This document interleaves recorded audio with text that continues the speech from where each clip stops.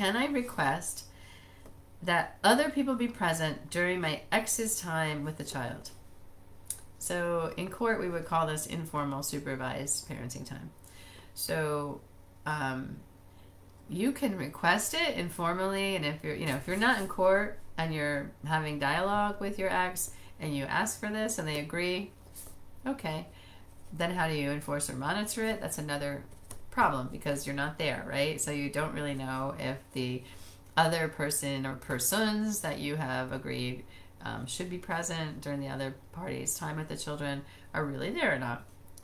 If there's a reason to get court-imposed supervised visitation, sometimes that's through a formal setting where you go to a center and the kids have, an hour and a half or something with the other parent in a supervised center or in the yard of the supervised center.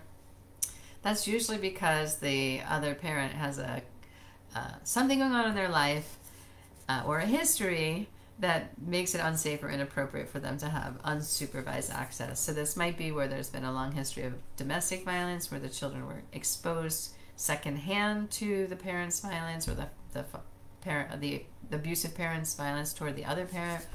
It might be the other parent was abusive directly toward the children.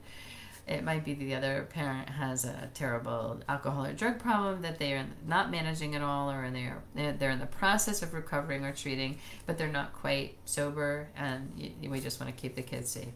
So to get a court to impose that, you need to have some sort of circumstance that makes that appropriate and makes it unsafe if the supervision isn't required.